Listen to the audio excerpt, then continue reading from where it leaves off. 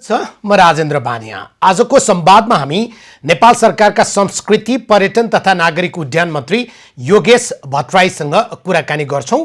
खास गरी कोरोना संक्रमण नियन्त्रणमा सरकारले चालेका कदम या सरकारको कार्य सम्पादनमा जति आलोचनाहरू भएको छ तिनीसँग जोडिएर आम दर्शकले सामाजिक सञ्जाल या विभिन्न माध्यमबाट सोधेका प्रश्न र उठेका जिज्ञासा अनि हामीसँग रहेका प्रश्न, यी सबै प्रश्न आज मन्त्री योगेश भट्टराईसँग सोध्ने प्रयास गर्छौं। उहाँ अहिले हामीसँग संवादमा हुनुहुन्छ। मन्त्रीज्यू, स्वागत छ कार्यक्रममा। आज तपाईसँग जोडिएर निकै धेरै प्रश्नहरू छन् मसँग। तपाईका आलोचनाका प्रश्न, तपाई प्रतिको विश्वासको प्रश्न, विश्वास टुटेका प्रश्न, पर्याप्तै प्रश्न छन्। छोटो छोटो जवाफ दिनुभयो भने सबै प्रश्न सोध्न पाइन्छ होला। हुन्छ। सबभन्दा पहिले 2076 साल साउन 15 गते पछिको एक वर्षको करिब गत आर्थिक वर्षको कार्य समीक्षा पेश गर्नु भएको छ, प्रतिवेदन सार्वजनिक गर्नु भएको छ। त्यो प्रतिवेदनमा खर्च गर्न सकिएन भन्ने एउटा चित्त दुखाइ त छ। त्यसका लागि त तपाईसँग यो कोरोना पनि एउटा हाम्रा लागि दुःखद पाटो रह्यो। तपाई आफैले भन्नुपर्दा तपाईले गर्न सकेको त्यो आर्थिक वर्षको 1 2 3 4 5 पाँचवटा काम। अब यो आर्थिक वर्षमा विशेष गरिकन पर्यटन संस्कृति नागरिक उड्डयन मन्त्रालय अन्तर्गतका विकास निर्माणका आयोजनाहरूलाई हामीले निरन्तरता दिएका छौँ र त्यसलाई बिग्रिन दिएका छैनौँ, त्यसलाई ट्र्याकमा राखेका छौँ। यद्यपि अघि तपाईँले भने जस्तै कोरोनाको सङ्क्रमणको कारणले त्यो लक्ष्य अनुसार पुग्न सकेको छैन, तर पनि त्यसलाई हामीले चाहिँ नै ट्र्याक आउट हुन दिएका छैनौँ। ट्र्याक इनमै छ, त्यो ट्र्याकमै बसेको छ। नम्बर 1। नम्बर 2, हामीले यो एक वर्षमा संस्कृति पर्यटन नागरिक उड्डयन मन्त्रालयभित्रका थुप्रै कानुनी पक्षहरू जो लामो समयदेखि पेन्डिङ अवस्थामा थिए त्यसलाई अगाडि बढाएका छौँ। जस्तो भनौँ न, यो नागरिक उड्डयन प्राधिकरणको यो नियामक र सर्भिस प्रोभाइडर दुईटा संस्थाहरू बनाउनु पर्ने थियो। झन्डै 1 दशकदेखि त्यो छलफल चलेको थियो, तर संसदमा गएको थिएन। यसपटक हामीले त्यसलाई संसदमा लगेका छौँ र राष्ट्रिय सभामा छलफल भइकन त्यो समितिबाट पनि अगाडि बढेको छ। अब प्रतिनिधि सभामा पनि अगाडि बढ्छ। त्यस्तै हामीले झन्डै 40 वर्ष पछाडि पर्यटन ऐनमा संशोधनको प्रस्तावहरू लगेका छौँ। हवाई नीतिहरूको ड्राफ्ट गरेका छौँ। त्यस्तै तपाईँको यो होटल सञ्चालन क्यासिनो सञ्चालनको मापदण्डहरू बनेको थिएन, त्यो मापदण्डहरू बनाएका छौँ। यी कानुनी र नीतिगत सुधारहरू चाहिँ नै भएका छन्। जस्तै कानुनी र नीतिगत सुधार चाहिँ तपाईँहरूको तहबाट भोलि त्यो कार्यान्वयनमा आए पछाडि देखिने या जनताले अनुभूत गर्ने कुरा हुँदो रहेछ, त्यो ढिलो पनि हुँदो रहेछ। तर जनताको अपेक्षा चाहिँ तपाईँ जस्तो युवासँग, अब फेरि युवाको परिभाषा कति भन्ने पनि छ, तथापि तपाईँलाई नेपालमा हामी युवा नेता नै भन्छौँ। त्यो ठाउँमा उभिएर हेर्दा ठ्याक्कै जनताले 1 2 3 भनेर चाहिँ यो काम देखिने काम खोज्दा रहेछन्। जस्तै त्रिभुवन विमानस्थलको कुरा होला, निजगढको कुरा के भयो होला, भैरवाको कुरा के भयो होला, पोखराको कुरा के भयो होला, नेपाल वायु सेवा निगमलाई वाह जस्तो बनाउँछु भन्नुभएको थियो, त्यो वाह जस्तो भयो कि भएन, यसरी सोद्धा रहेछन् जनताले। त्यसको चाहिँ कुरा गरौँ न। अब यी सबै त कोरोनाको मारमा परि नै हाले, तपाईँले अघि भने जस्तै। तर पनि कोरोनाको बिचमा पनि कामहरू रोकिएका छैनन्। गौतम बुद्ध विमानस्थलको तपाईँले कुरा गर्नुभयो, यो बेलासम्म हाम्रो त्यहाँबाट यो एयरपोर्ट चाहिँ नै सञ्चालनमा आइसक्नु पर्थ्यो, अपरेसन भइसक्नु पर्थ्यो, काम सम्पन्न भइसक्थ्यो। अहिले खालि के काम बाँकी छ त भन्दा अब त्यहाँ चाहिँ इलेक्ट्रिकहरू फिटिङ गर्ने, त्यसपछि यो इक्विपमेन्टहरू जडान गर्ने कामहरू बाँकी छ। त्यसको टेक्निकल मेन पावर चाहिँ हामीसँग छैन। त्यो चाहिँ ब्याङ्ककबाट आउनुपर्ने, अमेरिकाबाट आउनुपर्ने, बेलायत र जापान यो चाइनाबाट आउनुपर्ने जनशक्ति छ, र त्यो कोरोनाको कारणले आउन सकिएको छैन। कोरोनाको स्थिति अलिकति सामान्य हुने बित्तिकै र उडानहरू नियमित हुने बित्तिकै उहाँहरूले आउँछु भन्नुभएको छ। उहाँहरू आइसकेपछि 2.5-3 महिनाको काम त्यहाँ बाँकी छ। अहिले टोटल प्रोग्रेस त्यसको 95% जति हामीले पुर्याएका छौँ। त्यो राम्रै ठाउँमा छ। पोखरा विमानस्थलको काम पनि रोकिएको छैन। झन्डै 62% त्यसको प्रगति अहिले हामीले हासिल गरेका छौँ। 2021 को जुनमा त्यसलाई सम्पन्न गर्ने लक्ष्य राखेको छ र त्यो 2021 को जुनभित्रमै पोखरा अन्तर्राष्ट्रिय विमानस्थल सम्पन्न हुन्छ। त्यसमा म तपाईँ मार्फत पनि फेरि हाम्रो प्रतिबद्धता राख्न चाहन्छु। झन्डै 45 वर्ष पछाडि त्रिभुवन अन्तर्राष्ट्रिय विमानस्थलको एक मात्र धावन मार्ग चाहिँ नै पुनरुत्थान भएको छ झन्डै 45 वर्ष पछाडि। त्यो पनि हामीले 108 दिन अगाडि नै भनेको समयभन्दा 108 दिन अगाडि नै सम्पन्न गरेका हौँ। त्यस्तै अर्को 300 मिटर त्यहाँ चाहिँ हामीले धावन मार्ग थपेका छौँ। यो 300 मिटर धावन मार्ग थप्ने कुराले के भयो त भन्दा अब हाम्रो त्रिभुवन विमानस्थलमा जहाजहरू उड्दा अथवा अवतरण गर्दा चाहिँ थप सुरक्षित भयो, किनकि योभन्दा पहिले केही जहाजहरू तपाईँको त्यो घाँसतिर चाहिँ जाने दुर्घटना हुने जस्तो भनौँ न टर्किस एयरको त्यस्तो भएको थियो, युएस बाङ्लाको पनि त्यही भएको थियो, युएस बाङ्लाको भएको थियो। अब त्यो स्थिति चाहिँ हामीले त्यसमा नियन्त्रण गरेका छौँ र सुरक्षाको स्थिति बनाएका छौँ। साथै त्रिभुवन अन्तर्राष्ट्रिय विमानस्थलमा थप यो जहाजहरू पार्किङ गर्ने ठाउँहरू विस्तार गरेका छौँ, जसले गर्दा आकाशमा जहाज होल्ड हुनुपर्ने समस्याको केही हदसम्म यसले समाधान गरेको छ। मैले भनेको छु केही हदसम्म, पूर्णतः यसले समाधान गर्दैन। अझै पनि जहाजहरू होल्ड हुन्छन्, किनभने हाम्रो ट्राफिक एकदमै बढ्दै गएको छ त्यो कारणले। साथै त्रिभुवन अन्तर्राष्ट्रिय विमानस्थलमा 1500 मानिसहरू अट्न सक्ने प्रस्थान हल नयाँ हामीले बनायौँ र त्यो सञ्चालनमा पनि आइसकेका छ। त्यस्तै अराइभल वाकवे हामीले बनाएका छौँ, त्यो भदौ 16 गतेदेखि सञ्चालनमा आउँछ। ट्याक्सी पार्किङहरू बनाएका छौँ, अन्डरग्राउन्ड पार्किङहरू बनाएका छौँ, त्यसको ब्युटिफिकेसन गरेका छौँ। यी कामहरू त अगाडि बढेकै हुन् नि। मन्त्रीज्यू, त्यहाँनिर निजगढमा जानु अगाडि यो त्रिभुवन अन्तर्राष्ट्रिय विमानस्थलको विषयमा एकजना दर्शकले हामीलाई पठाउनु भएको छ। उहाँले मेरो नाम नखोलिदिनु भन्नुभएको छ, तथापि उहाँको नाम हामीसँग छ। उहाँ त्रिभुवन अन्तर्राष्ट्रिय विमानस्थलमा तपाईँहरूले जिम्मा दिएको ठेकेदार अन्तर्गत उहाँ लोडरको काम गर्नुहुन्छ। उहाँले 7 महिनादेखि तलब पाउनु भएको छैन। त्रिभुवन विमानस्थलको भौतिक रूप राम्रो भयो, तर त्यहाँ काम गर्ने मान्छेहरू चाहिँ भोकै त्यो चिप्लो भुइँमा सुत्ने अवस्था सृजना हुने या त्यहीँनिर आत्महत्या गर्ने अवस्था भइसकेको छ। कसको भन्नुभयो? ठेकेदारहरूको? ठेकेदारले त्यहाँ जो लोडर अनलोडरको काम लगाउनुहुन्छ ती नागरिकहरू चाहिँ 7 महिनादेखि तलब पाउनु भएको छैन भन्ने छ। यस्तो हुन्छ, अब त्यहाँ त्रिभुवन अन्तर्राष्ट्रिय विमानस्थल र केही विमानस्थलहरूमा र अरू केही ठाउँमा पनि अहिले हामी कतिपय कामहरू आउटसोर्सिङमा गर्छौँ। आउटसोर्सिङ भनेको हामीले कुनै कम्पनीलाई जिम्मा दिन्छौँ र उसले आफ्नो हिसाबले आफ्नो जनशक्ति परिचालन गर्छ। उसलाई हाम्रो नागरिक उड्डयन प्राधिकरणले उसलाई पेमेन्ट गर्छ र उसले आफ्ना कामदारहरूलाई पेमेन्ट गर्ने हो। हामी व्यक्तिलाई पेमेन्ट गर्दैनौँ। त्यो अहिले आउटसोर्सिङ सिस्टम। ठेकेदारले तपाईँहरूसँग पैसा लियो तर आफ्ना कर्मचारीलाई पैसा दिएन, ती नेपाली नागरिक हुन्। हो, त्यो हो भने हामी हेर्छौँ त्यसलाई। त्यस्तो एकजनाको पेमेन्ट हामी गर्दैनौँ। हामीसँग पैसा लगाएर उसले आफ्ना श्रमिकहरूलाई अथवा कामदारहरूलाई पेमेन्ट दिएको छैन भने त्यसमा हाम्रो तर्फबाट हामी हेर्छौँ त्यसलाई। ठिक छ, अब निजगढमा जाउँ। निजगढको खास गरी रुखको सन्दर्भ थियो। रुखको गणना सकिएको विषय केही दिन अगाडि सार्वजनिक भएको छ, तथापि तपाईँले 10 लाख मान्छे लिएर गएर निजगढ बनाउने भन्नुभएको थियो। हो, सकिएको छैन। त्यो रुखको गणना जारी छ। अहिले हामीले 12वटा प्याकेजहरू बनाएर रुख काउन्ट गर्दैछौँ। आजको दिनमा आइपुग्दा झन्डै हामीले दुईवटा पकेट एरियाहरू सक्यौँ होला। त्यसो गर्दाखेरि झन्डै 60,000 जति रुखहरूको गणना भएको छ। अब मलाई लाग्छ कि यो गतिमै अगाडि बढ्यो। अलिकति त्यहाँ पनि कोरोनाले डिस्टर्ब गरेको छ, किनभने कामदारहरू धेरै ठाउँबाट आउनुपर्ने, उहाँहरू चाहिँ आउन सक्नुभएको छैन। त्यो समस्या छ। यदि यो गतिमा गयो भने हामी 2-3 महिनामा रुख गणनाको काम सम्पन्न गर्छौँ र त्यसलाई प्रदेश सरकारको मन्त्रालय हुँदै, सङ्घीय सरकारको वन मन्त्रालय हुँदै, पर्यटन मन्त्रालय हुँदै क्याबिनेटमा लान्छौँ। अब यो निजगढको तपाईँले कुरा गर्दाखेरि मेरो अलिकति यसमा स्पष्टीकरण दिने मौका मलाई दिनु होला। यसमा पर्यटन मन्त्रालयको पार्ट एकदमै सीमित छ, जुन कुरा आम जनसमुदायले पनि बुझ्न आवश्यक छ। यसमा के छ भने त्यहाँ एउटा टागिया बस्ती छ, 1400 घर परिवार भएको। त्यसलाई चाहिँ अन्यत्र ठाउँमा स्थानान्तरण गर्नुपर्ने छ। त्यो स्थानान्तरणको काम भूमि व्यवस्था मन्त्रालयले गर्छ। उसलाई हामीले सम्पूर्ण 1400 घर परिवारको फाइलहरू, प्रत्येकको घरको फोटोसहित, परिवार सङ्ख्यासहित प्रोफाइलहरू पठाइसकेका छौँ झन्डै 3-4 महिना अगाडि नै। त्यो काम उहाँहरूले गर्नुपर्छ, त्यो हाम्रो क्षेत्राधिकारभित्र पर्दैन। दोस्रो के छ भने यो रुख गणना गर्ने काम पनि वन मन्त्रालय अन्तर्गत गर्ने काम हो र वन मन्त्रालयको वन डिभिजन कार्यालयले माग भएको बजेट हामीले दिने हो। त्यो बजेट हामीले करिब 6 महिना अगाडि नै दिएर पठाएका हौँ। अब यही कोरोनाको कारणले उहाँहरूले पनि समयमा गर्न पाउनु भएन।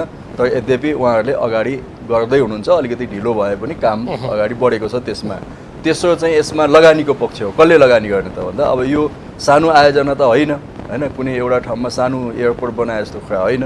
यसमा कमसेकम पनि 2.5 खरबदेखि 3 खरबसम्मको लगानी हुन्छ। त्यसैले यो निकै ठुलो आयोजना हो। तर यसलाई नेपाल सरकारले पीपीपी मोडलमा पब्लिक प्राइभेट पार्टनरसिपको मोडलमा निजगढ विमानस्थल बनाउनुपर्छ भन्ने निर्णय धेरै पहिले नै गरेको हो। र त्यसअनुसार हाम्रो लगानी बोर्डले इन्टरनेसनल योमा चाहिँ नि वैदेशिक लगानीको जुन सम्मेलन गरेको थियो त्यो बेला यसलाई सोकेसमा राखेको थियो, निजगढलाई सोकेसमा राखेको थियो। र विभिन्न कम्पनीहरूले यसमा इन्ट्रेस्ट दिएका थिए। त्यस कम्पनीमध्ये हाम्रो लगानी बोर्डले जुरिच इन्टरनेसनल एयरपोर्टलाई छनौट गरेको र उहाँहरूले अहिलेसम्म आफ्नो सम्पूर्ण प्रस्तावहरू दिइसक्नु पर्थ्यो। उहाँहरूले यही कोरोनाको कारण देखाएर दिनुभएको छैन। अहिले पछिल्लो दिनमा हामीले सरकारको तर्फबाट सेप्टेम्बरको अन्तिमसम्म उहाँहरूलाई म्याद दिएका छौँ। अब सेप्टेम्बरको अन्तिमसम्म उहाँहरू आउनुभयो, उहाँहरूले नै यो बनाउनुहुन्छ पीपीपी मोडलमा होइन। उहाँहरू आउनु भएन भने उहाँहरूसँग भएका समझदारी सम्झौताहरूलाई टर्मिनेट गर्नुपर्छ। तर नयाँ ढङ्गले हामी जानुपर्ने हुन्छ। यी सबै काम भनेको निजगढ चाहिँ बुढी गण्डकी जस्तो पो हुँदैछ होइन। बुढी गण्डकी पनि त्यस्तो धेरै लठीभद्र त छैन नि। बुढी गण्डकीमा त झन्डै 32 अरब जति त हामीले सरकारको तर्फबाट त्यो बस्ती स्थानान्तरणको निम्ति रकम वितरण गरिसकेका छौँ। बुढी गण्डकी रोकिन्छ जस्तो मलाई लाग्दैन। मैले ठेकेदार छनौट एउटाले जिम्मा लिने, फेरि जाने, अर्को खोज्ने जस्तो भन्न खोजे। अब यस्तो छ, यो एउटा भनौँ न सबैलाई जानकारी पनि हुन्छ। यो नेपालमा पीपीपी मोडलको नयाँ अभ्यास हुँदैछ। यसमा हामीसँग राजनीतिक नेतृत्व, प्रशासनिक नेतृत्व र विज्ञ साथीहरूको पनि त्यस्तो धेरै विज्ञता अथवा एक्सपर्टिजम देखिँदैन पीपीपी मोडलमा। हामीले अरू विभिन्न मोडलमा काम गर्दै आयौँ। मूलत सरकारी लगानी र साना निजी क्षेत्रका लगानीमा काम गर्दै आयौँ। अब यतिले हुँदैन। ठुल्ठुला आयोजनाहरूमा पीपीपी मोडलमा जानुपर्छ। त्यसो हुँदा पीपीपीका एक्सपर्टहरू चाहिँ हामीसँग कम छन्। कम भएको कारणले नै कहिलेकाहीँ यस्तो समस्या आउँदो रहेछ। हामी सिक्दै पनि गएका छौँ र हाम्रा साथीहरू पनि विज्ञ साथीहरूले पनि अझै धेरै सिक्दै हुनुहुन्छ। प्रशासनिक क्षेत्रमा पनि यसमा अझै धेरै सिकाइ हुँदैछ।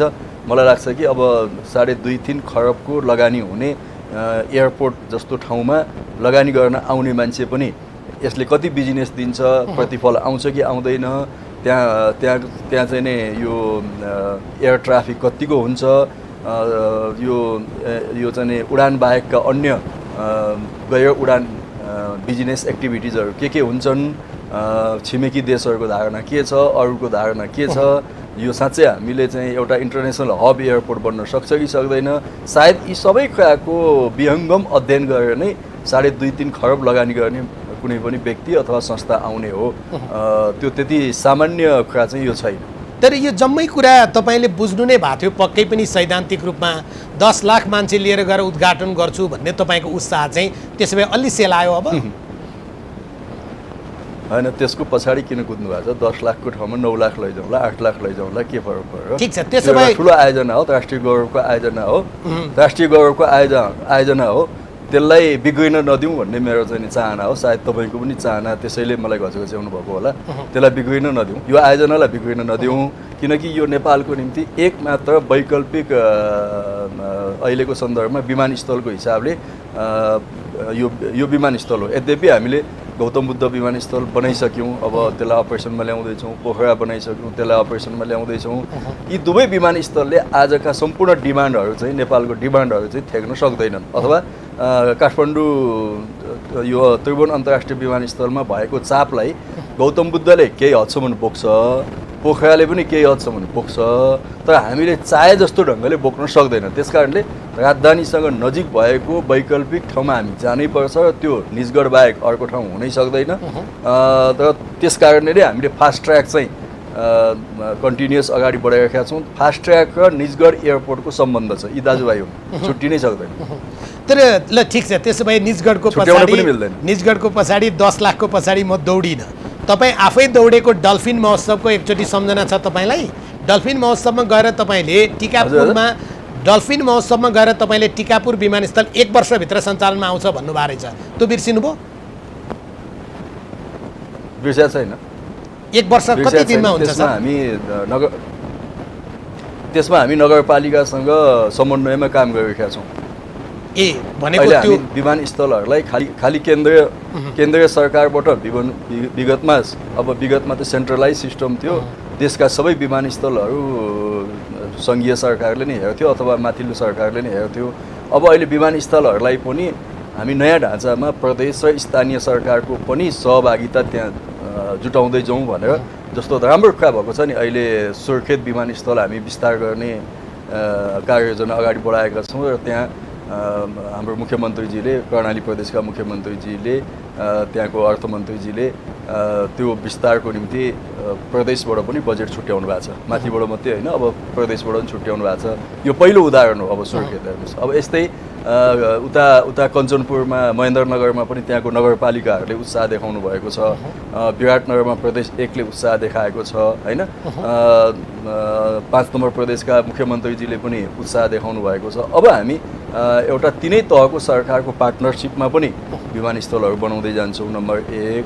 नम्बर 2, साथसाथै केही विमानस्थलहरू चाहिँ अब सञ्चालन र व्यवस्थापनको प्रक्रियाको मोडालिटी हामी चेन्ज गर्नुपर्छ, किनभने जहिले पनि जुनसुकै विमानस्थलहरू पनि सरकारले मात्रै त्यसको व्यवस्थापन गर्ने, सञ्चालन गर्ने, यो दुनियाँमा नभएका कुराहरू हामी गर्दैछौँ। त्यसो हुँदा यहाँ निजी क्षेत्रको पनि सहभागिता हुनुपर्छ भनेर हामीले केही डोमेस्टिक एयरपोर्टहरूलाई त्यो मोडलको कुरा हो। तर तपाईँ मन्त्री हुँदाको भर्खर तातो मन्त्री हुँदाको जोसमा गएर 1 वर्षभित्र टिकापुरमा विमानस्थल चल्छ भनिदिनु भयो, अनि त्यहाँका जनताले औँला भाँचेर बसे 1 वर्ष कहिले पुग्छ, मन्त्रीको कुरा त विश्वास गर्ने भयो नि त जनताले त। होइन, 1 वर्षै त मैले भने कि भनेन मलाई सम्झना छैन। तपाईँले ठ्याक्कै भन्नुभयो। अहिले म त्यसमा तपाईँलाई खण्डन गर्न पनि सकिनँ, किनभने मैले भनेको थिएँ कि थिइनँ, मलाई याद भएन। तर टिकापुरमा विमानस्थल सञ्चालन हुन्छ भनेर मैले भनेकै हुँ, त्यो नभनेको कुरा होइन। र अहिले म के ठाउँमा आइपुगेको छु भने, आखिर यो 1 वर्ष त मेरो लागि यो पाठशाला पनि भयो नि त, सिकेँ पनि नि। कतिपय सुरुमा सिकेको कुरा गल्तीहरू छ भने सच्याउनु पनि पर्छ नि। सुरुमै सिकेको कुरा चाहिँ अन्तिमसम्म त्यो सत्य पनि नहुनसक्छ। र अहिले म के निष्कर्षमा आइपुगेको छु भने, नेपालमा अब विमानस्थल थप्ने त्यो उत्साहित ढङ्गले जानु हुँदैन। ठिक छ, भएका विमानस्थलहरूलाई सञ्चालन गर्ने, भएका विमानस्थलहरूको मेन्टेनेन्स गर्ने। अहिले पनि जति हामीसँग विमानस्थल छन् 55 वटा, यी सबै चल्दैनन्, विमानस्थल चल्दैनन्। त्यसो हुनाले त्यसलाई हामीले गैर उडानका निम्ति अरू एक्टिभिटिजमा लानुपर्छ भनेर, जस्तो अब प्याराग्लाइडिङ भयो, अल्ट्रा लाइट भयो होइन, यो फ्लाइङ स्कुलहरू लगायतको उसमा विमानस्थलहरूलाई प्रयोग गर्दै लानुपर्छ।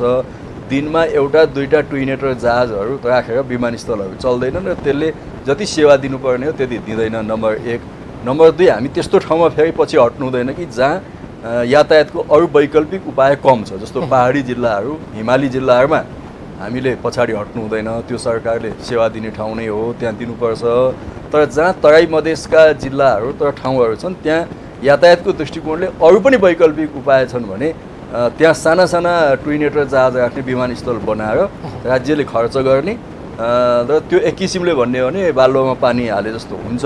त्यसैले मैले कतिपय सुरुमा पढेका कोर्सहरूलाई फेरि म रिभ्यू पनि गर्दैछु। हजुर, ठिक छ। अब वायु सेवामा आउँ, यो जहाजमा आउँ। तपाईँले वायु सेवा निगमलाई वाह भन्ने प्रकारको बनाउँछु भन्नुभएको रहेछ, तर 1 वर्षमा 5 अर्बले ऋण थपिएछ हो? थप्यो होला, किनभने 14-40 अरब त हामीसँग सञ्चय कोष, नागरिक लगानी कोषसँग त अरू विभिन्न ठाउँमा लिएको धेरै नै छ। त्यसको वार्षिक ब्याज मात्रै हामी 4 अरबभन्दा बढी तिर्छौँ भनेपछि स्वाभाविक हो त्यो थप्यो होला। तर त्यति हुँदाहुँदै पनि हामीले यो बिचमा केही नीतिगत सुधारको बाटोमा हामी लागिसक्यौँ। अब त्यसमा जस्तो अहिलेसम्म त्यसको दायित्व कति हो, सम्पत्ति कति हो भन्ने कुरा आजसम्म थिएन। नेपाल वायु सेवा निगम स्थापना हुँदा यसको सम्पत्ति जम्मा 30 करोड सम्पत्ति मानिएको थियो। 30 करोडबाट हामीले थालेका हौँ। त्यस कारणले मैले सुरुदेखि नै आउँदादेखि नै यसलाई चाहिँ नि सम्पत्ति र दायित्वको चाहिँ नि ऋण र सम्पत्ति दायित्व के छ देश यो चाहिँ नि नेपाल वायु सेवा निगमको, त्यसलाई डिडिए भनिन्छ, त्यो डिडिए गर्नुहोस् भनेर भनेको थिएँ। अहिले डिडिएको रिपोर्ट आएको छ। डिडिएको रिपोर्ट आउँदा यसको टोटल सम्पत्ति चाहिँ 54 अरब देखिएको छ होइन। अब त्यसको ऋण चाहिँ 45 अरब जति देखिएको छ होइन। 45 अरब जति चाहिँ हामीलाई अहिले ऋणको अवस्थामा हामी छौँ भनेपछि 10 अरब जति यसको नेट पुँजी अहिले छ। त्यसको मतलब के हो भने अब हामी स्ट्राटेजिक पार्टनरसिपमा जाँदा अथवा हामी कम्पनी मोडलमा जाँदैछौँ, पब्लिक कम्पनी मोडलमा, यो सार्वजनिक कम्पनी मोडलमा, यो मोडलमा जाँदा अब हामीलाई नीतिगत बाटो खुल्यो। अस्तिको हिसाबले जाने हो भने हामीसँग जम्मा 30-35 करोडको पुँजी मात्रै देखिन्थ्यो। त्यस्तोमा कोही पनि स्ट्राटेजिक पार्टनरसिपमा पनि आउँदैन थियो, लगानी पनि कसैले गर्दैन थियो। अहिले लगानी किन भयो सञ्चय कोष, नागरिक लगानी कोष भन्दा ती पनि राज्यका निकाय भएर सरकार चाहिँ नि त्यसमा जमानी बसेको हुनाले लगानी भएको हो नि। नत्र भने 30 करोडको सम्पत्ति भएको एउटा संस्थामा 40 अरब लगानी कसैले गर्छ त? गर्दैन नि। त्यसैले हामी त्यसमा नीतिगत र संरचनागत सुधारमा जाँदैछौँ। जस्तो अब चाइनिज जहाजको कुरा पनि तपाईँले सायद उठाउनुहुन्छ होला, म बताइ नै हाल्छु। अब चाइनिज जहाजहरू एउटा खास अवस्थामा हामीले ल्यायौँ, त्यो ल्याउनु हुन्थ्यो कि हुँदैन थियो कि त्यो बेग्लै बहस छ। अब गलत रहेछ भनेर निष्कर्ष निकाल्दा भयो। अब त्यो बेलाका प्राविधिक साथीहरूले त्यो जहाज किन ठिक छ भने होइन, अब अहिले आएर किन ठिक छैन भन्दैछन्। त्यो बेला के स्वार्थले ठिक छ भनियो होइन, त्यो त हामीले हेर्नुपर्छ। त्यो हेरौँला, ठिकै छ, म त्यसलाई छानबिन पनि गरौँला। तर अब चाइनिज जहाजहरूबाट मात्रै हामीलाई चाहिँ नि 1 अरब 90 करोड जति, झन्डै 2 अरब जति हामीले लसमा गयौँ होइन। त्यसो हुँदा अब चाइनिज जहाजको व्यवस्थापन गर्ने भनेर निगमको सञ्चालक समितिले भनिसकेका छ। अब हामीले सञ्चालक समितिलाई त्यो बेच्ने हो कि त्यो भाडामा दिने हो कि के ढङ्गले व्यवस्थापन गर्ने हो त्यो गर्नुहोस् भनेका छौँ। साउन 15 गतेदेखि ती जहाजहरू नउडाउने निर्णय भएको छ। नउडाउँदा मात्रै पनि हामीलाई वार्षिक झन्डै 50-60 करोड चाहिँ घाटा कम हुन्छ त्यसमा। भनेपछि अहिले हामीले अब आन्तरिक सुधारका कामहरू पनि अगाडि बढाएका छौँ। त्यहाँ थुप्रै विदेशी विमान चालकहरू, पाइलटहरू हुनुहुन्थ्यो, क्याप्टेनहरू। अब त्यसलाई हामीले नेपाली पाइलटहरूबाट प्रतिस्थापन गर्दैछौँ। त्यो हुने बित्तिकै पाइलटहरूको तलब भत्ता लगायतको कुरामा धेरै नै कमी आइ नै हाल्छ। यसलाई अलिकति अगाडि लैजाउँ। पाइलटहरूलाई चाहिँ तपाईँले मितव्ययी बनाउने जुन काम गर्नु भएको छ यो विषयमा अझ हामी नीतिगत प्रकारको छलफल गर्दै गरौँला। एकजना दर्शकले चाहिँ युरोपियन युनियनको कालो सूची हट्यो भनेर सोध्नु भएको छ। त्यो हट्या छैन, तर हट्ने दिशामा हामी एकदम सकारात्मक ठाउँमा गयौँ। किनभने उहाँहरूले एउटा महत्त्वपूर्ण कुरा उठाएको, हाम्रो नागरिक उड्डयन प्राधिकरणलाई यो सर्भिस प्रोभाइडर र रेगुलेटरी भनौँ न दुईटा विङमा लानुपर्छ भन्ने उहाँहरूको धेरै पहिलेदेखिको सुझाव हो। त्यो बिचमा अगाडि बढ्न सकेका थिएन। म आइसकेपछि त्यसलाई कानुनको हिसाबले ड्राफ्ट गरेर संसदमा लगेर राष्ट्रिय सभाबाट अगाडि बढाइसक्यौँ। त्यो कुरा हामी युरोपियन युनियनसँग क्लोज कन्ट्याक्टमा त्यस विषयमा छलफल गरिरहेका छौँ। र यो प्रोग्रेसहरूबाट हामीले गरेको यो प्रगतिबाट उहाँहरू सन्तोषजनक उहाँहरूले प्रतिक्रिया दिनुभएको छ। अब यो प्रतिनिधि सभाबाट आउने प्रतिनिधि सभाको सेसनबाट यो कानुन पास भयो भने हामी त्यसमा एकदमै सकारात्मकताको नजिकमा पुग्छौँ। अब जहाजसँगै जोडिएर आएको प्रश्न चाहिँ तपाईँले पछिल्लो पटक प्रतिनिधि सभाको शिक्षा तथा स्वास्थ्य समितिले दिएको निर्देशन पढ्नुभयो होला। यो उद्धारसँग सम्बन्धित छ। विदेशबाट आउने अप्ठ्यारोमा परेका कामदारहरूलाई निःशुल्कमा लिएर आऊ र निःशुल्कमा होटलमा राख, क्वारेन्टिनमा राख भन्नुभएको छ। अब त्यो सुरु हुन्छ अर्थात् संसदीय समितिको निर्देशन लागू हुन्छ। अब अप्ठ्यारोमा परेकाहरू निःशुल्कमा आउनुहुन्छ, उहाँले होटलमा बसेको पैसा तिर्न पर्दैन। संसदले भनेको, अदालतले भनेको कुरा पनि सरकारले नमान्ने भन्ने काम हुन्छ। कहिलेबाट सुरु हुन्छ निःशुल्कमा जनता आउने र निःशुल्कमा ती हाम्रा रेमिटेन्स पठाएर नेपालको बजेट बनाइदिने दाजुभाइ कहिलेबाट निःशुल्कमा आउनुहुन्छ र होटलमा निःशुल्कमा बस्न पाउनुहुन्छ? यसमा 3टा क्याटेगोरी छ। 3टा क्याटेगोरीबाट हामी उद्धार गर्छौँ। एउटा चाहिँ त अब नियमित फ्लाइटहरू सेप्टेम्बर 1बाट सुरु हुन्छ। त्यो नियमित फ्लाइटमा अब जसले आफै टिकट काटेर आउनुहुन्छ, आफै क्वारेन्टाइनमा बस्नुहुन्छ, आफै PCR टेस्ट गर्नुहुन्छ, त्यो एक खालको छ। अर्को चाहिँ उद्धार फ्लाइटबाट आउनुहुन्छ, उहाँहरूले पनि केहीले आफै टिकट काट्नुहुन्छ, जसले सक्नुहुन्छ आफै टिकट काट्नुहुन्छ र आउनुहुन्छ। र तेस्रो चाहिँ तपाईँले भनेको छ जो यो श्रम कल्याणकारी कोष जुन छ, हाम्रो श्रमिक दाजुभाइहरूले दिदीबहिनीहरूले विदेशमा काम गर्न जाँदा प्रति व्यक्ति सायद 1000 कि कति त्यसमा जम्मा गर्नुहुन्छ। त्यो कोष छ, त्यो कोषको सञ्चालन चाहिँ नै श्रम मन्त्रालयले गर्ने हो। श्रम मन्त्रालयको अन्तर्गत त्यो कोष भएको हुनाले अब श्रम मन्त्रालयले बेखर्ची भएका अथवा चाहिँ नि आफै टिकट काटेर आउन नसक्ने, आफै PCR टेस्ट गर्न नसक्ने, आफै होटल क्वारेन्टाइनमा बस्न नसक्नेहरूको लिस्ट उहाँहरूले बनाउनुहुन्छ। उहाँहरूलाई हामी निःशुल्क उद्धार गर्छौँ, सबै खर्च उहाँहरूको गर्छौँ। तर म तपाईँलाई के भन्न चाहन्छु भने अब हाम्रो संसदीय समितिहरूले पनि एउटा कतिपय भावनामा कतिपय के अवस्थामा निर्देशनहरू दिनुहुन्छ, त्यो त राम्रै कुरा हो। तर अहिलेको हाम्रो प्राथमिकता भनेको चाहिँ के हो भने कोरोना लागेका मानिसहरूलाई उपचार गर्नु, उनीहरूको चाहिँ नि स्वास्थ्य परीक्षण गर्नु र मान्छेको जीवन रक्षा गर्नु चाहिँ पहिलो प्राथमिकता हो कोरोनाबाट। त्यसैले हाम्रो बजेट र हाम्रो खर्च पनि त्यसमा बढी गर्नुपर्ने हुन्छ। तर त्यसको सँगसँगै के छ भने विदेशमा काम गर्न जानुभएका हाम्रा दाजुभाइ दिदीबहिनीहरू जो बिचल्ली अवस्थामा हुनुहुन्छ, उहाँहरूप्रति राज्यको दायित्व छ, सरकारको दायित्व छ। उहाँहरूलाई श्रम कल्याणकारी कोष मार्फत हामी उद्धार गर्छौँ र त्यसमा सम्बन्धित देशमा रहेको हाम्रो कूटनैतिक नियोगले उहाँहरूको लिस्ट बनाउँछ। उहाँहरू को हो त्यसमा, किनभने फेरि त्यो जाँदाखेरि प्रायः सबै फेरि त्यसमै नाम लेखाउन आउने सम्भावना हुन्छ। साँच्चै एक्चुअल्ली बेखर्ची भएको को हो त भन्ने कुरा उहाँहरूले लिस्ट बनाउनुहुन्छ। श्रम मन्त्रालयले त्यसमा आफ्नो कोषबाट खर्च गर्ने हो। उहाँहरूको बिचमा समन्वय भएपछि उद्धारको काम अगाडि बढ्छ। यसलाई अझै प्रश्न बनाऊँ, जो नेपालबाट काम गर्नका लागि खास गरी खाडी मुलुक या त्यस प्रकारका मुलुकमा जानुभएको छ, उहाँहरूको त्यहाँ रोजगारी गुम्यो, उहाँहरू नेपाल फर्किन चाहनुहुन्छ, उहाँहरूलाई चाहिँ कम्तीमा पनि आउने टिकट, PCR को पैसा र होटलमा बस्ने पैसा अब सरकारले लिँदैन। साँच्चै हिजो नामका रूपमा उद्धार गर्थ्यो, अब व्यवहारमै उद्धार गर्छ। जसले सक्दैन, तपाईँले त्यो भन्नुभयो भने सत्य हुन्छ। तिनीहरूले अब सक्दैन, तिनीहरूले अब केही पनि तिर्न पर्दैन। हो, जसले सक्दै नसक्ने अवस्थामा हुनुहुन्छ उहाँहरूले तिर्नु पर्दैन, जसले सक्ने अवस्थामा हुनुहुन्छ उहाँहरूले तिर्नुपर्छ। जस्तै यो अमेरिका लगायतका तपाईँलाई एक दुईवटा यो अमेरिका लगायतका मुलुकमा गएकाहरूको पक्नुस् न मन्त्रीज्यू, अर्को एउटा प्रश्न, यति धेरै प्रश्न पठाउनु भएको छ तपाईँसँग 3 घण्टाको कार्यक्रम गर्नुपर्थ्यो होला, हाम्रो बाध्यता छ 50 मिनटको। अमेरिका या अन्य मुलुकमा जानुभयो, तर उहाँहरूको त्यहाँको भिजाको समय सकियो, उहाँ कोरोनाका कारण त्यहाँ रोकिनुभयो, अब उहाँहरू कसरी नेपाल आउने हामी भनेर सोध्नु भएको छ। पहिलो कुरा त यो अहिले भिसाको चिन्ता गर्ने बेलै होइन। भिसा जहाँ पनि एक्सटेन्सन हुन्छ, जुनसुकै देशले पनि भिसा एक्सटेन्सन गरि नै हाल्छ। त्यसमा केही समस्या पर्यो भने सम्बन्धित देशमा हाम्रो कूटनैतिक नियोग छन्, राजदूतहरू हुनुहुन्छ, खर्च सकियो होला नि त त्यहाँ, उहाँहरूले त्यसमा समन्वय गर्नुहुन्छ। हजुर, खर्च सकियो होला, आफ्नो मुलुक आउन मन लाग्यो होला, अब त उडान सुरु हुने होला। आउन चाहनेले यो बिचमा पनि आउनु भएको छ, क्यानाडाबाट आउनु भएको छ, अमेरिकाबाट आउनुहुन्छ, अस्ट्रेलियाबाट, युरोपबाट आउनु भएको छ।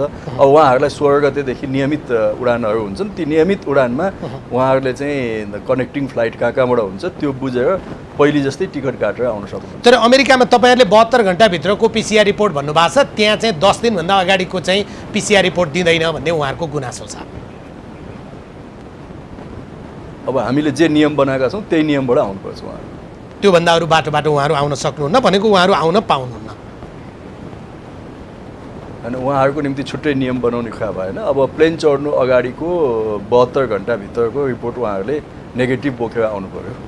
अर्को चाहिँ अब तपाईँलाई यो प्रश्न सायद यो नियम चाहिँ उहाँहरूलाई दुःख दिन बनाएको होइन कि उहाँहरूलाई पनि सुरक्षित ढङ्गले यात्रा गर्नुहोस् र नेपालमा पनि तपाईँहरू चाहिँ कोरोना सङ्क्रमित भएर नआउनुहोस् र आफ्नै परिवारलाई जोगाउनुहोस् भन्नका निम्ति यो नियम बनाइएको हो।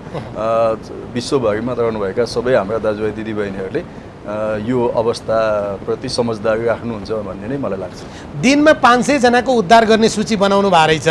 यस हिसाबले एउटा तथ्याङ्कले के भन्छ भने खाडी मुलुकमा मात्रै 5 लाख मानिसहरू उद्धारको पर्खाइमा बसेका छन् भने पछाडि त यो उद्धार त कति वर्षसम्म जाने भयो? होइन, यो स्थिति चाहिँ अब सधैँ यस्तो नहोला नि त। स्थिति अनुकूल हुँदै पनि जाला, कोरोना नियन्त्रण पनि हुँदै जाला। अब औषधिहरू भ्याक्सिनहरूको कुरा पनि आउँदैछ, त्यसो भने हामी अझै सुरक्षित हौँला। अब योभन्दा पनि एकदम वर्स एकदमै खराब अवस्थामा गइयो भने त सायद त्यो 500 पनि हामीले रोक्नै पर्ने हुन्छ। भनेको यो 500 लाई हामी क्षमता बढाउन सक्दैनौँ। अनुकूल हुँदै गयो त्यो किन हामीले भनेका छौँ भने यहाँ होटलहरूको हाम्रो क्षमता, त्यसपछि अहिले देशैभरि फेरि एक किसिमको निषेधाज्ञा छ नि। उहाँहरू काठमाडौँमा त उत्रिनुहुन्छ, काठमाडौँबाट आफ्नो घरसम्म कसरी जानुहुन्छ? हरेक जिल्लाले निषेधाज्ञा लगाएको छ, हरेक जिल्लाको आफ्नो आफ्नो नियम छ होइन। उहाँहरू भोलि यहाँ आएर झन् ठुलो झमेलामा पर्ने सम्भावना पनि हुन्छ एक। अर्को कुरा के छ भने जो आउनै पर्ने अति जरुरी उसमा हुनुहुन्छ उहाँहरूलाई प्राथमिकतामा राख्नुहोस् भनेर हामीले कूटनैतिक नियोगहरूमा हाम्रो दूतावासमा राजदूतहरूलाई नियोगको साथीहरूलाई भनेका छौँ। अब भोलि भनौँ न अहिले पनि तपाईँले कतिपय देशहरूले फ्लाइट ओपन गरेकै छैनन्। हामीले चाहेर मात्रै हुँदैन होइन। हामीले मानौँ न कुनै देशबाट ल्याउँछौँ भन्यो भने पनि हाम्रो उडान अथवा त्यहाँको उडानहरूलाई अनुमति नै छैन। त्यसो हुँदा चाहेर पनि आउन सकिँदैन, त्यहीँ बस्नुपर्छ। त्यस्तो अवस्थाको निम्ति हाम्रो प्रधानमन्त्रीज्यूले, परराष्ट्र मन्त्रीजीले त्यहाँका सरकार प्रमुखहरूसँग आफ्ना समकक्षीहरूसँग कुराकानी गर्नुभएको छ। नेपालीहरूलाई कमसेकम यो कोरोनाको स्थितिसम्म उहाँहरूको खाने बस्ने समस्या नहोस्, उहाँहरूको जीवन रक्षा होस् भनेर भन्नुभएको छ। त्यसप्रति सम्बन्धित देशका सरकार प्रमुखहरूले समझदारी नै अपनाउनु भएको छ। हाम्रो कूटनैतिक नियोगहरूले पनि त्यसमा समन्वय र पहल गर्नुभएको छ। अब यो 500बाट हामी अगाडि बढ्दै जाउँ होइन। र यो सकारात्मक भयो। अब सबै हाम्रो नेपाली दाजुभाइ दिदीबहिनीहरू चाहिँ साँच्चै कोरोना चाहिँ टेस्ट गरेर आउनुभयो, सबै नेगेटिभ रिपोर्ट लिएर आउनुभयो भने त भोलि उडानको सङ्ख्या हामी थप्दै पनि जान्छौँ। तर कहिलेकाहीँ कस्तो हुन्छ भने यही बिचमा हामीले केही उडान गऱ्यौँ होइन, हामी चाहिँ नि कोरोना सङ्क्रमित होइनौँ भनेर केही रिपोर्ट देखाएर आउनुभयो होइन। तर यहाँ आइसकेपछि हेर्दाखेरि उहाँहरू पोजिटिभ हुनुहुन्छ के। अब यसरी ढाँटेर त गर्नु भएन नि। यो रिपोर्ट पनि नक्कली बनाएर ल्याइदिने होइन।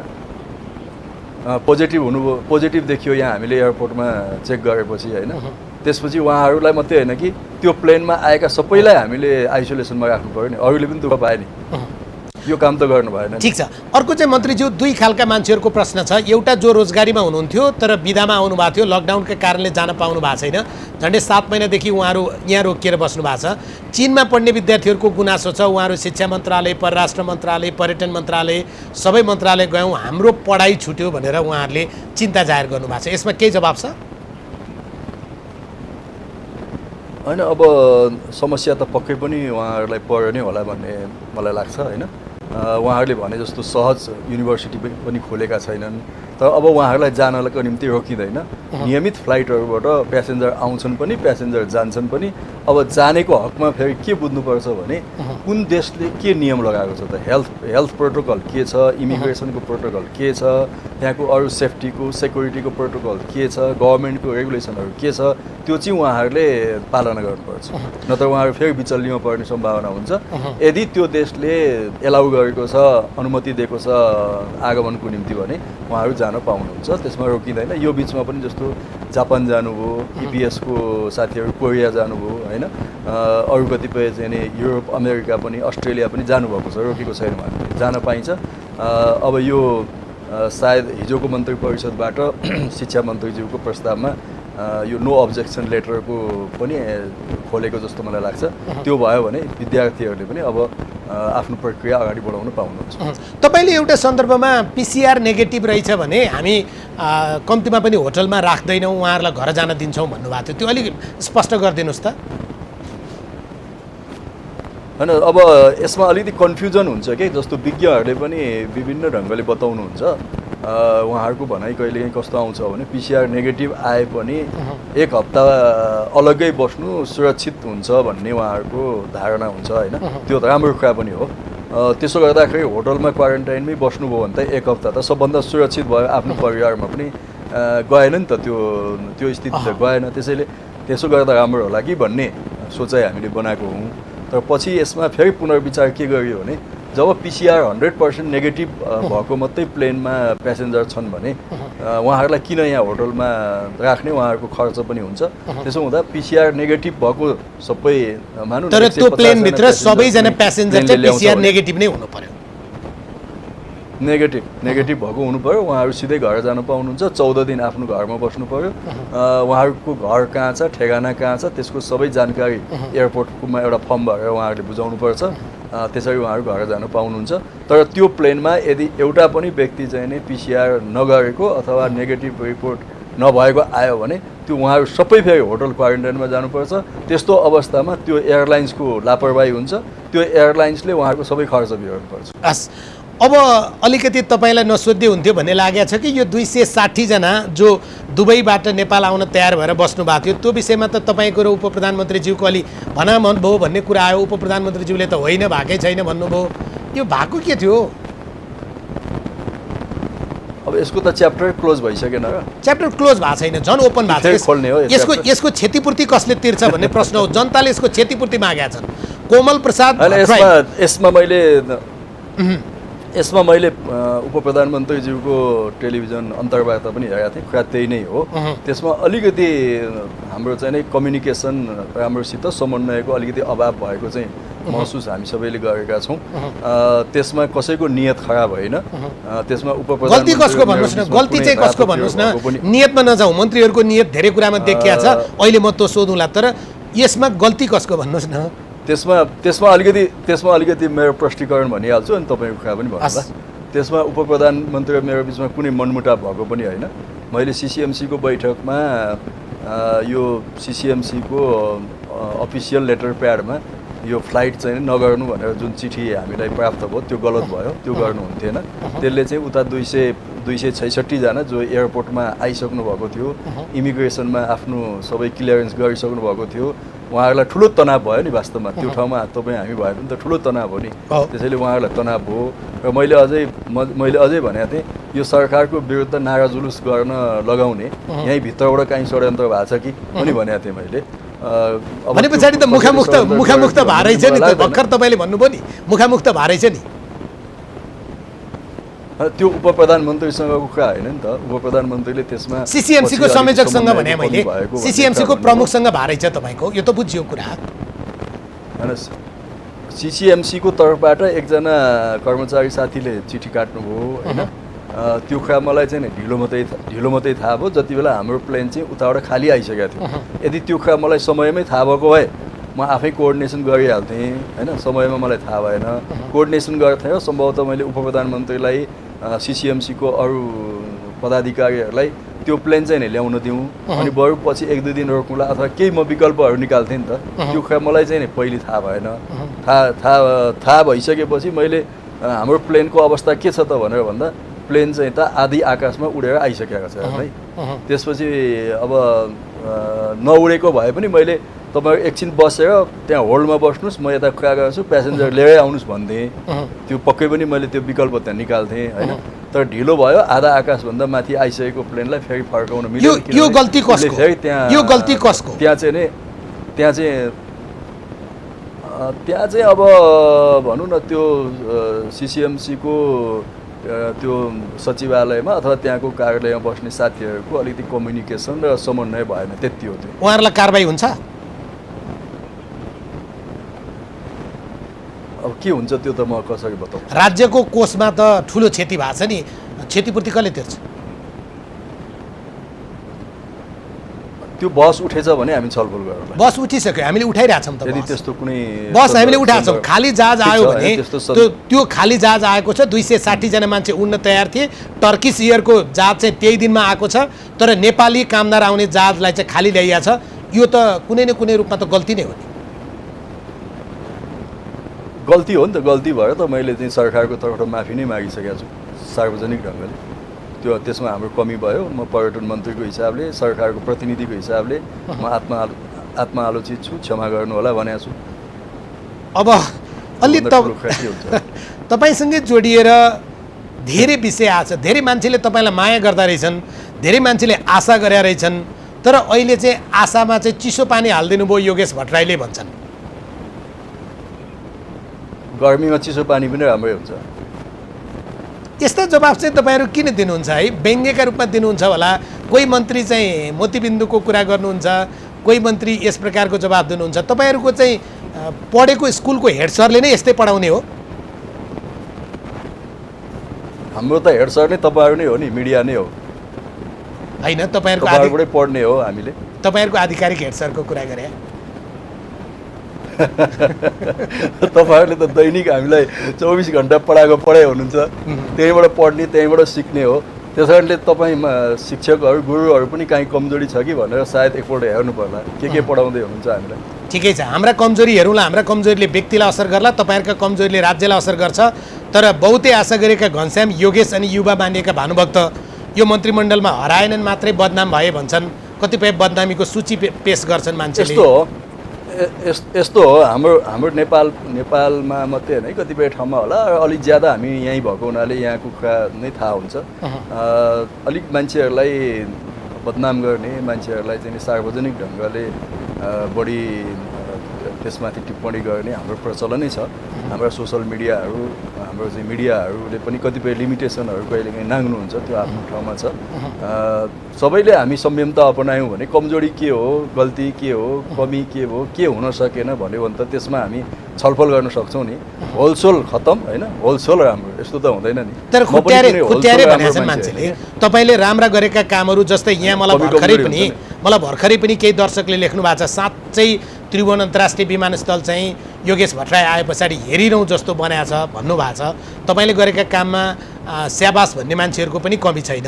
तर तपाईँले राम्रो काम गर्नुहोस् र तपाईँसँग भोलि तपाईँ नेकपाको अध्यक्ष भएको, यो मुलुकको प्रधानमन्त्री भएको हेर्न चाहने मान्छेले तपाईँ कमिसनमा अल्झिएको, उद्धारको प्लेनको टिकटमा पनि एजेन्ट लगाएको या त्यसमा पनि चाहिँ तलमाथि भएको भनेपछि मान्छेको चित्त दुख्छ नि। होइन, अब यसमा तपाईँहरू जस्तो पत्रकार साथीहरूले पनि पत्याइहाल्नु भएन कि कुरा के हो, खोज्नु पऱ्यो, अध्ययन गरिदिनु पऱ्यो, अनुसन्धान गरिदिनु पऱ्यो। त्यो प्लेन टिकटमा मन्त्रीको के भूमिका हुन्छ र? प्लेनले चाहिँ नि उद्धार यो चार्टर फ्लाइट भनेपछि चार्टरको आफ्नो नियम हुन्छ, त्यो नियमभित्र उनीहरूले पैसा लिने हो।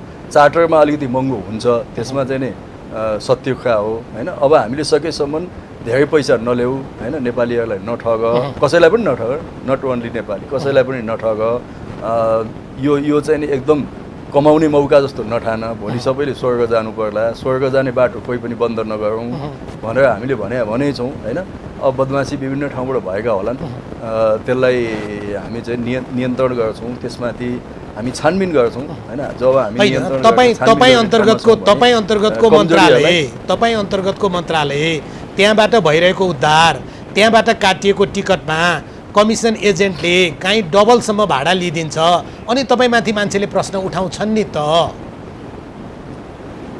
म तपाईँलाई नै भन्न चाहन्छु, हामीले तोकेको भन्दा कुनै नेपाली एयरलाइन्सहरूले बढी भाडा लिएको छ, कुनै ट्राभल एजेन्सीहरूले बढी भाडा लिएको छ भने तपाईँले सबुतसहित मलाई दिनुहोस्, म त्यस्ता ट्राभल एजेन्सीहरूको लाइसेन्स पनि खारेज गर्छु। ठिक छ।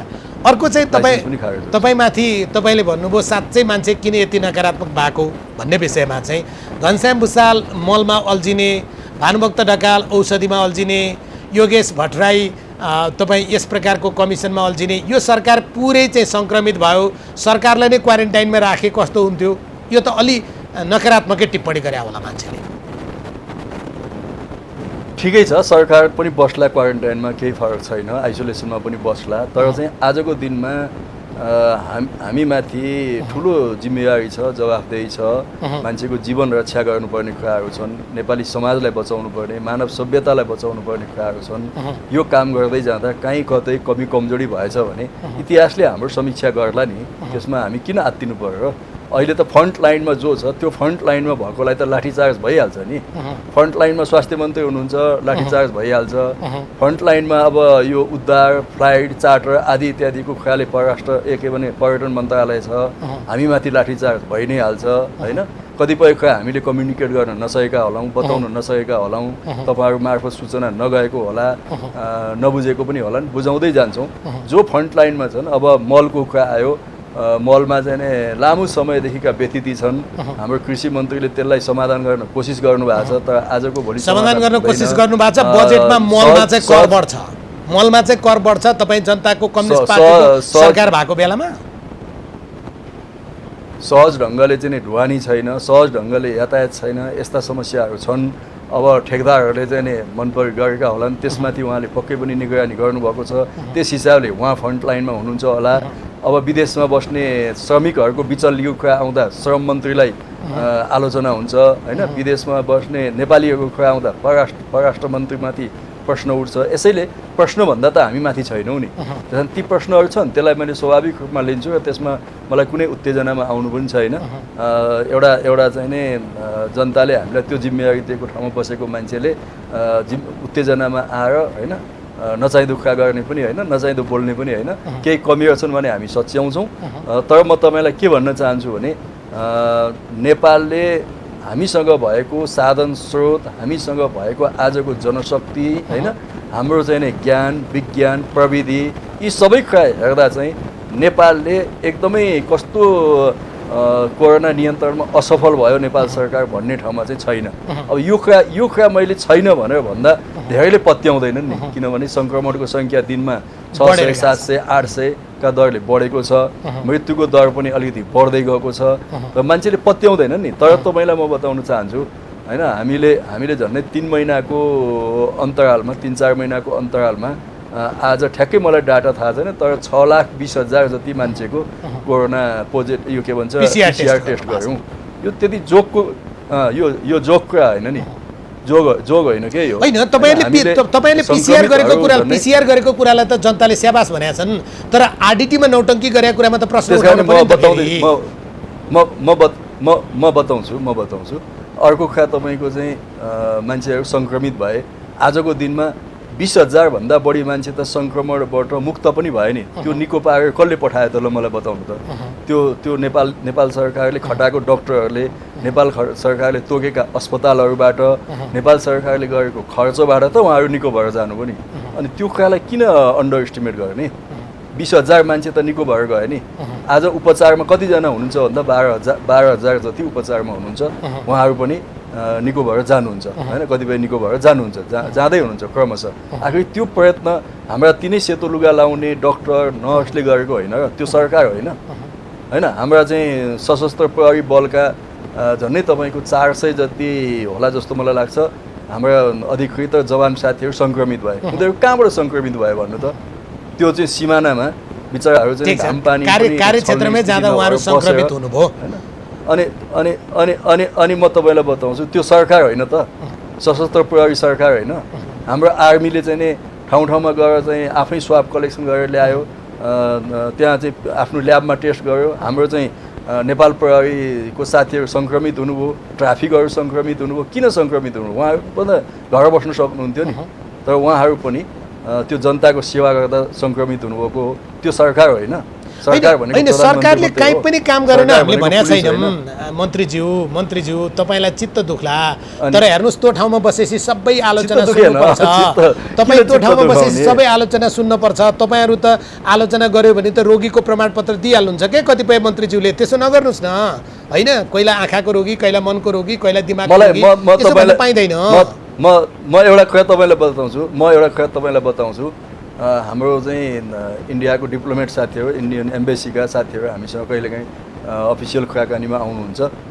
उहाँहरूले के भन्नुभयो एक दिन भने, म नाउँ लिन चाहन्न को भनेर, तपाईँहरू यो विदेशबाट जसरी नेपालीहरूलाई उद्धार गर्ने भन्दै हुनुहुन्छ यो असम्भव कुरा हो भन्नुभयो। मैले किन भने हामी त सकेका छैनौँ। हामीसँग चाहिँ नि तपाईँको चाहिँ इन्टरनेसनल फ्लाइट गर्ने झन्डै 500-600 त प्लेन छ इन्डियासँग होइन। हामीसँग जम्मा 4 प्लेन हो। अहिले हिमालय एयरलाइन्ससँग गर्दाखेरि 7-8 प्लेन हो। हामीसँग 500-1000 त प्लेन छ, जुन प्लेनबाट हामी सहज उद्धार गर्न सक्छौँ र त हामीले हात हालेका छैनौँ। तपाईँहरूले कसरी सक्नुहुन्छ भन्नुभयो। तर पनि हामीले त्यो काम छोडेनौँ। उहाँहरूले भन्नुभयो 45 लाख मान्छे त अहिले खाडीबाट इन्डियामा फर्किनको निम्ति लाइनमा छ, हामी सकिरहेका छैनौँ। उहाँहरू आफै आश्चर्यमा पर्नुभयो। भनेपछि होइन होइन, तपाईँहरूले गरिरहेको कुरामा, गर्न खोजेको कुरामा स्याबास क्या, तर त्यसभित्र नि नाफा खोज्नुभयो भन्ने पो प्रश्न हो त। त्यसमा नाफा नखोज्नुहोस् न, राजनीति भने सेवा हो नि त। यसो हो के राजेन्द्रजी, के नाफा खोज्नु छ? मन्त्री भइसक्नुभयो, जिन्दगी नै म चाहिँ नि हेर्नु न, जिन्दगी नै नाफामा आएको छ त किन नाफा चाहियो? हिजो मरिन्थ्यो नि त होइन। हिजो आन्दोलनमा लाग्दा गोली खाएको मरिन्थ्यो त। यस्तो बेलामा पनि छ्याक नखानुस् भने हो, नखाँदा त राम्रो। तपाईँको सशस्त्र जनयुद्धको बेलामा हाम्रो साथीहरू चाहिँ बन्दुक बोकेर हिँड्नुभयो। त्यो प्रत्येक सेकेन्ड त मृत्यु थियो नि त उहाँहरूको होइन। हामी पञ्चायतको विरुद्ध लड्यौँ, प्रत्येक सेकेन्ड चाहिँ हामी जेलमा जाने कुरा निश्चित थियो होइन लाठी खाने कुरा निश्चित थियो। हामी त जिन्दगी नै नाफामा आएका छौँ, के को पैसाको नाफा चाहियो हामीलाई? तर हरेक मन्त्रीलाई हेर्नुहोस् त पैसा किन चाहियो? आर्थिक कुरा जोडेर यति बदनाम गरिएको छ, यो हावा चलेर होइन, पाता हाम्रो ल्याउने देशको यही हो क्या। हाम्रो अब यो होइन अलिअलि काहीँ कमजोरी भएछन् भने त्यसलाई हेरौँला, तर जुन भयानक मिडियाबाजीहरू भइरहेको छ त्यो चाहिँ होइन है। ठिक छ। जुन भयानक मिडियाबाजी भएको छ, है तपाईँले- आज म सरकारको पक्षमा सरकारसँग अडेस लागेर बोल्दा तपाईँहरूले नपत्याउनु होला, हाँस्नु पनि होला। आजकल त प्रधानमन्त्री केपी ओलीको त तपाईँ त दरिलो ढाल भन्छन्। होइन, हरेक मान्छे प्रधानमन्त्रीको पक्षधर हुन्छ नि। मन्त्री भएर अथवा सांसद भएर पार्टीको सदस्य भएर प्रधानमन्त्रीको भण्डाफोर गर्दै हिँड्छ त कसैले? पार्टी अध्यक्षका रूपमा उहाँलाई राख्न पनि तपाईँ नै ढाल हो भन्छन् अहिले। पार्टी अध्यक्ष त हुँदै हुनुहुन्छ नि, अनि के राख्नु? गुटै परिवर्तन गरेर उहाँका पक्षमा लाग्नुभयो मन्त्रीका लागि भन्छन्। भन्न दिनु न त, पछि तपाईँलाई म बताउँला न त्यो कुरा। सबैलाई किन बताउनु? अब अन्तिममा तपाईँलाई सोधेको, धेरै मन्त्रीहरूको नाम आछ, आफ्ना नाता पर्ने नातागोता सबैलाई नियुक्त गरिसक्नुभयो, तपाईँले चाहिँ कतिजनालाई नियुक्त गर्नुभयो या कतिजना सूचीमा छन् भनेर सोध्ने पनि हुनुहुन्छ। कति ठुलो आक्रोश हेर्नुहोस् त यो प्रश्नमा। छैन, मेरो मन्त्रालयमा त्यस्तो नियुक्ति नै छैन। ए मेरो मन्त्रालयमा त्यस्तो राजनीतिक नियुक्ति एकदम कम छ। भएका पनि विगतको सरकारले गरेका नियुक्तिहरू छन्। हामी आउनुभन्दा पहिले नै काङ्ग्रेसको सरकार, जुन चुनावी सरकार थियो, उहाँहरूले गरेका राजनीतिक नियुक्ति गरेका साथीहरू नै बसेका छन्। अब उहाँहरू हट्नु पनि भएको छैन, हट पनि भनेको छैनौँ हामीले।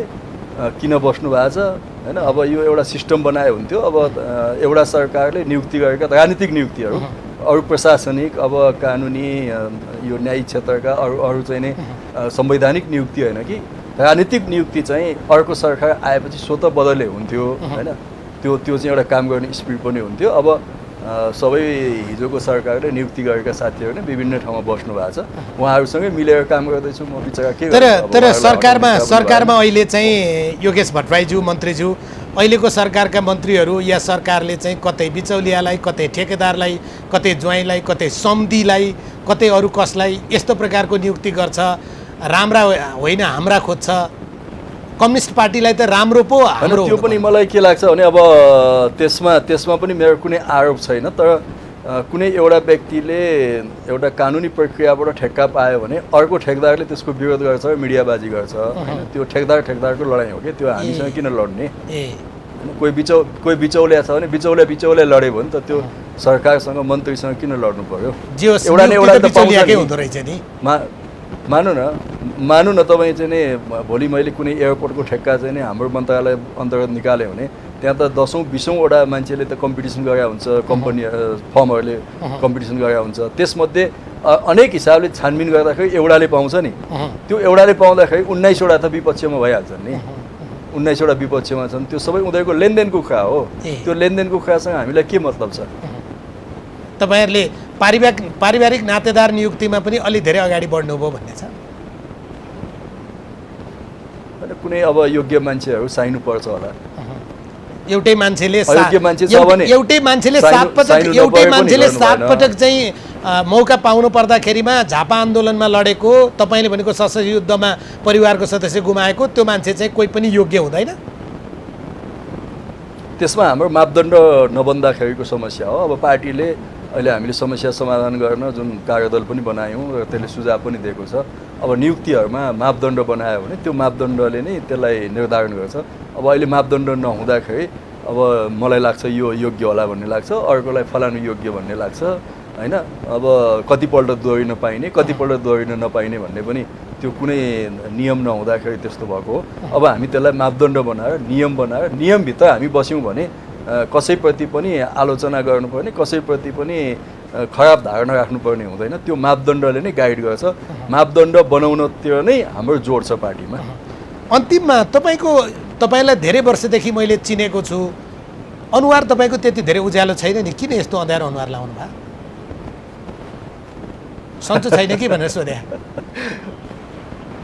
सन्चो छ। अब किन एकदमै हँसिलो खुसिलो किन हुनु? अब तपाईँहरूसँग कुरा गर्दाखेरि अलिकति सिरियसै हुँ भनेर होला नि। हस्, धन्यवाद। गम्भीरतै देखाउँ भनेर होला। हस्, धन्यवाद। त कफी खाएर त रमाइलो गरौँला न, अरू बेला त हँसिलो गरौँला न। तपाईँले प्रश्न पनि अलिकति गम्भीर हुने, निधार खम्च्याउने नै सोध्नुहुन्छ, अनि त्यस्तै बेलामा अब जन्ती गएको बेला चाहिँ नै मलामी गए जस्तो गर्नु भएन, मलामी गएको बेला जन्ती गए जस्तो त गर्नु भएन नि त।